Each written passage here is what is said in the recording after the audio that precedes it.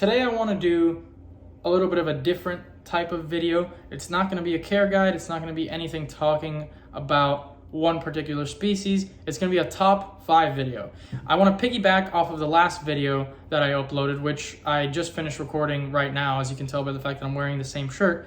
I want to piggyback off of that one, which was about Cuban night anoles, and do a top 5 anoles. Now, I was looking for a top 5 topic within the reptile hobby to do, and I realized that it's very saturated.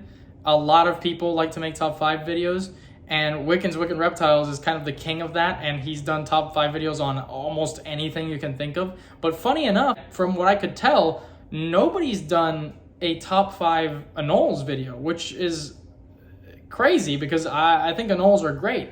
And a lot of people know about anoles, but they don't seem to be very popular. So I wanted to just do it, see if I can do it before anybody else does it, and let's get into it. So top 5 anoles. Now, some basic things. All of the anoles in this video are going to be from, well, I think all anoles in general, if I'm not wrong, are from South America and the tropics. So they're going to have very similar care requirements to each other. I want to just get that out of the way and say it's going to be very high UVB. They're going to be very, very dependent on high exposure to UVB and calcium supplements to grow their bones. They're going to need basking spots of about 70 to 100 degrees throughout their cage in general.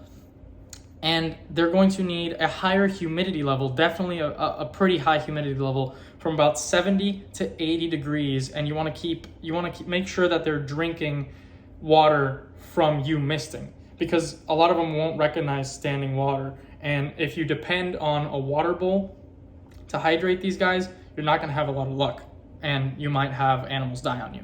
So those are the basic things that they're really all going to share in terms of care. And yeah, we'll just get that out of the way because it's pretty much all going to be very, very similar for all of them. Anyway, number 5 on the list is going to be green anoles. Now, I know a lot of people just don't like green anoles, and I understand why. They are everywhere, and they are common, and they are cheap. But at the same time, I mean, guys, these anoles are like the anole version of emerald tree skinks, which blew up when they got highlighted on, for example, Clint's Reptiles channel. They're awesome. Green anoles are awesome. They are small. They aren't handleable at all because they are small and they are squirmy like a lot of other anoles. Actually, I think most of the anoles on this list are going to be not super handleable and squirmy, and they're going to be more display animals. But that's just it. Green anoles as display animals are great, just like emerald tree skinks. They're active. They're beautiful. They got these vibrant green colors. You can cohabitate them. So you are going to need to have, they do require a little bit more space than most lizards of their size. So you are going to need sort of a bigger enclosure. It's going to be more of an investment. But if you get a nice big enclosure and you make it bioactive, make it beautiful, you can put 5 or 6 of these guys, and they're constantly going to be jumping around, interacting with each other, interacting with the environment, hunting. And I mean, I think that's just an amazing display opportunity for a display enclosure. So just for that, I think these guys are number 5. I think they're great. So I think they deserve the number 5 spot, and I think they're really, really underrated. Unfortunately, unlike Cuban night anoles, I don't really see them blowing up. I think they're going to stay underrated, but they're going to make it into my top 5 list. Number 4 is going to be the Barbados anole. Now, Barbados anoles are a species of anole from the Barbados island, and they're sort of like a smaller version of green anoles, but they look a lot different. They have these crazy multicolored patternings that almost look like a paradox morph of certain animals, and they're a lot smaller than are most anoles, but they're very, very active. So you do still want sort of a bigger enclosure. Something like a 12 by 12 by 18 at least would be good for these guys.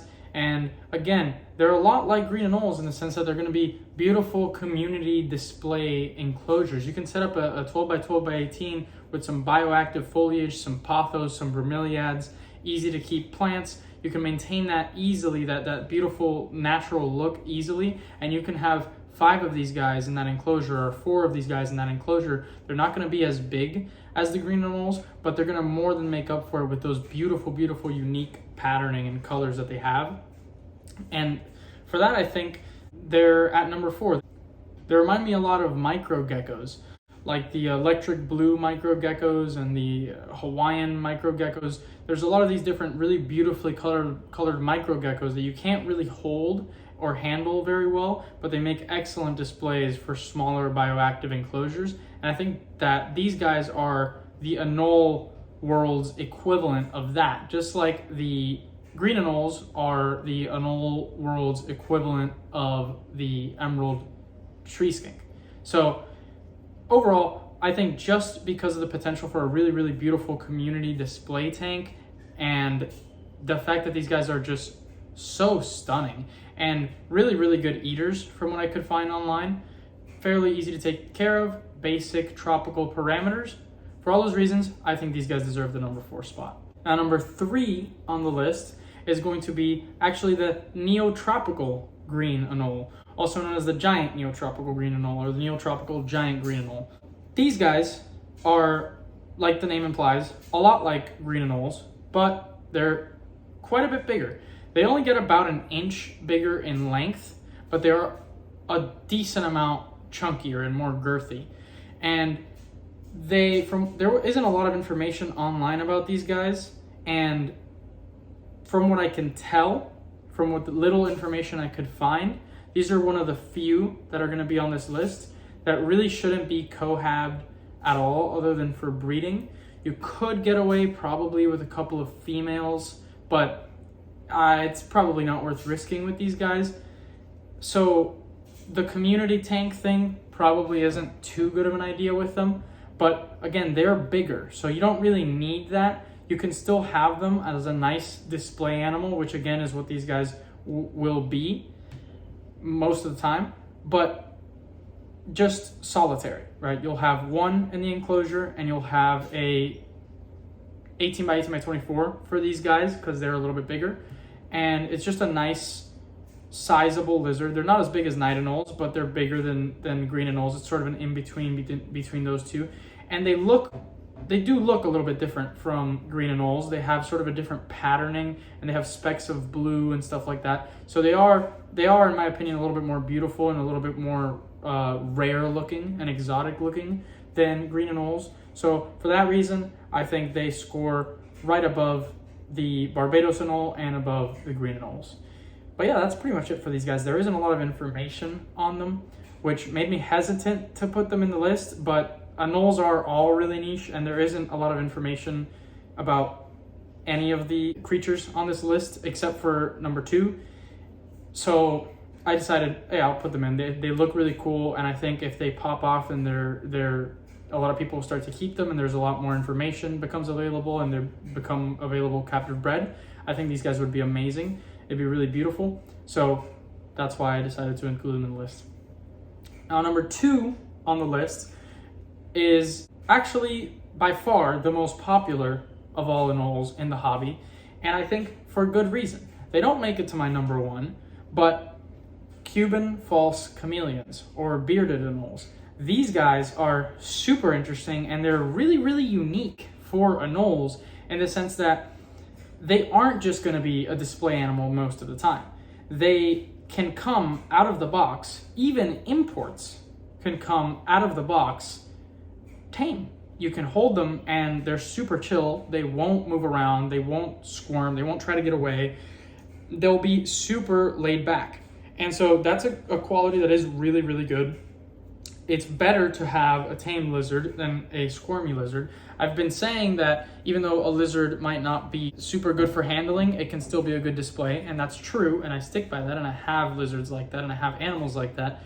However, if you have a tame animal, you can do both. You can have it as a display, and you can take it out whenever you want. So that is ideal, and these guys are sort of unique in that they are pretty big anoles that aren't squirmy at all. And so that's going to be great for a lot of people. It's going to be great for kids. They are smaller than night anoles, so they are a small size lizard. So that might be something to consider if you're handing it to a kid. But other than that, they're built pretty robust. They're not tiny. They're bigger than all the other Anoles so far on the list.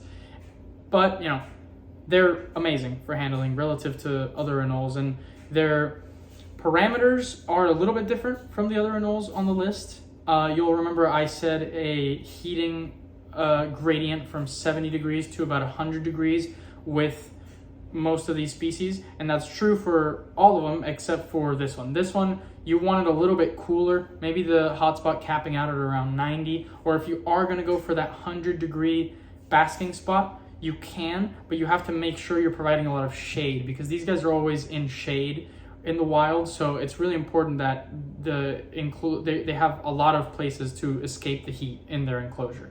But yeah, that's pretty much it for Cuban false chameleons. They're already pretty popular. You can probably already find tons of care guides from pretty big YouTubers that will help you out, and they're a great animal. They are already established in the hobby. There's a bunch of places you can get them captive bred.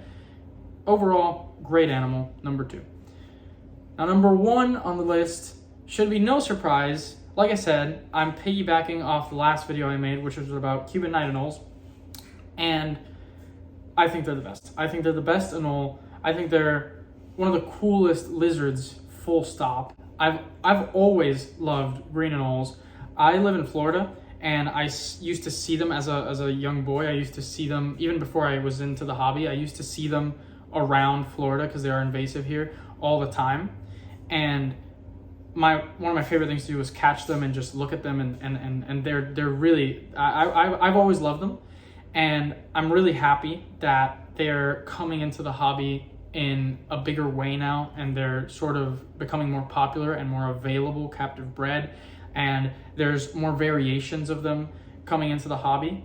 But I mean, these guys are awesome. You can co-have them. They're the biggest of any anole species, so even to keep one, you would need at least an 18 by 18 by 24, but even a 24 by 24 by 36 is probably more recommended for these guys as adults. So that's definitely something to keep in mind. If you are going to co-have them, you're going to need a big enclosure, but you can do it. You can keep them in pairs, or you can keep multiple females together. It's never a good idea to keep multiple males together for the most part, so that's not going to be good with these guys, but you can co-have them if you do it right. But even if you don't, they're a massive, beautiful, vibrant, vibrantly colored anole. So to have this in a display is awesome. But these guys can be habituated to handling and become tame if you get them as babies, and it's not that hard to do. They come out of the box very squirmy and very likely to bite, and they do have a menacing bite. But if you can work with them, it's definitely very, very possible to get these guys tamed out. And so I would recommend, if you are going to get one, you do that. You get it as a captive bred baby and tame it out. That way you can have it as a beautiful display animal, but if you go to handle it, you can have a good time handling it instead of having a terrible time handling it and having to well, they're not going to give you stitches or anything, but it's never ideal to get bit. So these guys are number 1, full stop. I think once some of the more expensive ones that are really, really beautifully colored come down in price, they're gonna pop, and I'm really excited to add some of these Cuban night anoles to my collection, and yeah, they're number 1 for sure. Anyway, I hope you enjoyed the video. This is a little bit different from the other videos I do. I know top 5 videos can be a little bit saturated on YouTube, especially in the reptile community. There's a lot of top 5 videos, but I think there's a lot for a reason. They're really fun to make, and I think they can be pretty good to watch, pretty fun, pretty informative, and cover a variety of different topics. Also, I think it's going to be good for the channel to have a little bit of variety, not just doing species highlights and care guides. This is going to be a lot different from those, and I think it'll add some variety. So anyways, I hope you guys enjoyed, and I'll see you in the next video.